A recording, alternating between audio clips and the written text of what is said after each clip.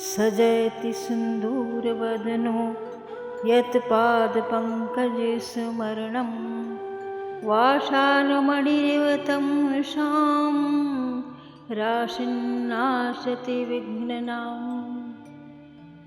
मैं गणपति की वंदना करती हूँ, आराधना करती हूँ, नमस्कार करती हूँ, जिसके कारण हमारे जीवन में वो बाधाएं दूर होती हैं। जैसे सूर्य के किरणों से अंधकार दूर हो जाता है। गणपति जी गण के देवता, गण का मतलब वो जो नागरिक होते हैं, जो राज्य के नागरिक हैं, हम जीते जाते नागरिक हैं, इनको हम गण करते हैं, इसीलिए गणतंत्र होता है। तंत्र का मतलब वो व्यवस्था जिसको गणों के द्वारा किया जाता है। तो गण जो है, इनमें गुण नहीं होगा तो गणतंत्र सफल नहीं होगा। इसलिए गणतंत्र के लिए गणेश जी सबसे पहले नेता हैं और विनायक हैं, मतलब कि ये श्रेष्ठ नायक हैं। और श्रेष्ठ नायक के बिना गणतंत्र सफल नहीं होता।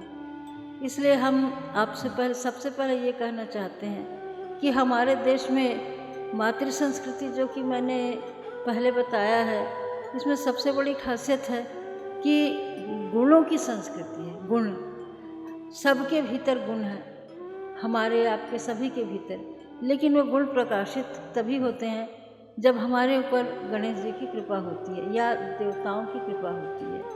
तो गणेश जी पहले वे व्यक्ति हैं जिनके बाधा दूर करने से ही हम अपने गुणों को प्रकाशित कर सकते हैं, प्रदर्शित कर सकते हैं, दिखा सकते हैं।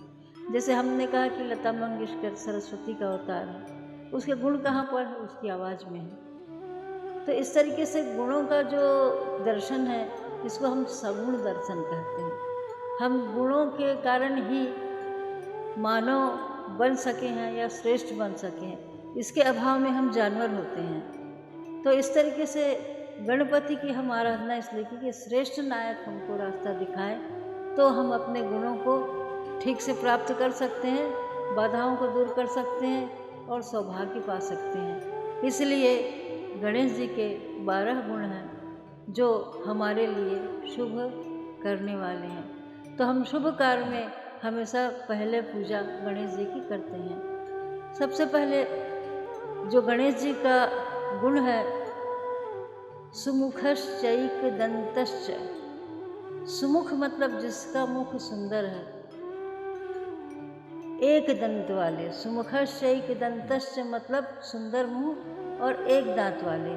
तो क्या ये सुंदर है? वास्तव में तो बहुने प्रकार की शक्ल नजर आती है, लेकिन आदमी को किसी के चेहरे से मतलब नहीं, उसकी वाणी से मतलब है, उसकी शुभ वाणी से मतलब है। हम किसी को खराब शब्दों में बोलेंगे तो बुरा लगेगा, लेकिन जितना अच्छा बोलेंगे, जितने सही ढंग से बोलेंगे, उसको उतनी अच्छा लगेगा। तो उसके मुंह की सुंदरता उसकी वाणी से है। इसके अतिरिक्त एक दंत जो है, ये एक रहस्यमय बात है। रहस्यमय बात की वो 2 दांत नहीं है, एक दंत है, मतलब एक उसके पास नीति है, और वो नीति कई प्रकार की हो सकती है, लेकिन एक ही नीति, सबसे पहले दमन की नीति। हम उन चीज़ों को दमन करें जो हमारे लिए नुकसानदायक है। हमारी बुरी आदत, हमारे दुर्गुण, हमारे स्वभाव की कमियां, ये सब हम पहले दमन करके दूर करें। और जब दमन करके हम इन बुराइयों को दूर कर लेंगे, तो हमारे साथ हमारे गुण जो हैं वो प्रकट हो जाएंगे। इसलिए गुण अवगुण सबके उर रही। सबके भीतर गुण अवगुण है, लेकिन जब हम दमन कर देंगे दुर्गुणों का, तो हम गुणवान बन जाएंगे। इसलिए गणपति जी की हम पहली ये आराधना करते हैं। तो दमन करने की एक नीति के कारण वो एक दंत है। सुमुखश्चैकदन्तश्च कपिलो गजकर्णकः। इसके बाद गजकर्णकः, उनके कान जो है बड़े बड़े हैं। कैसे? हाथी के कान जैसे बड़े बड़े। क्यों है भाई?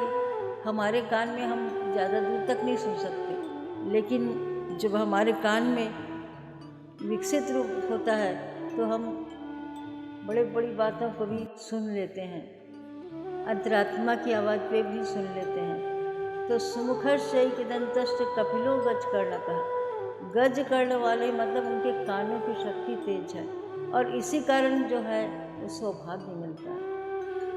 कपिलो गज कर्ण कह, कपिल मतलब पीला और हाथी वाले, हाथी के कान जैसे।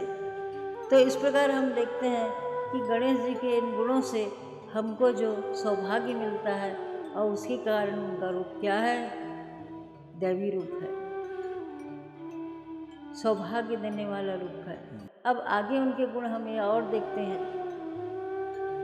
विघ्ननाशो विनायकः, आदमी के जीवन के विघ्न को दूर करने वाली, बाधाओं को दूर करने वाली वो श्रेष्ठ नायक के गुण देने वाले हैं, इसलिए विनायक है। विघ्ननाशो विनायकः धूम्रकेतुर्गणाध्यक्षो, धुआं उसका ध्वजा है। धूमकेतु बोलते हैं एक अचानक, केतु का मतलब ध्वजा से होता है और धूमकेतु अचानक पैदा होता है। तो धूमकेतु के कई अर्थ लगाए जा सकते हैं। पुराने ज़माने में गैस नहीं था तो लोग घर में, सभी के घर में चूल्हा एक साथ जलता था, तो वो धुआं भी होता था, मतलब कि सबको खाना पीना मिल रहा है, सबके घर में चूल्हा जल रहा है। तो धूम्रकेतु गणाध्यक्ष, गण मतलब गण यानी नागरिक का अध्यक्ष भी है। भालचंद्रो गजान रहा, उसके मस्तिष्क में, उसके भाल में चंद्रमा की शांति है। तो इस प्रकार उनके गुणों के द्वारा द्वादशतानि नामानि यह पठेत् शृणुयादपि विद्यारंभे विवाहे च प्रवेशे निर्गमे तथा संग्रामे संकटे चैव विघ्नस्तस्य न जायते शुक्लांबरधरं देवं शशिवर्णं चतुर्भुजं प्रसन्नवदनं ध्यायेत सर्वविघ्नोपशान्तये। गणपति की जय हो।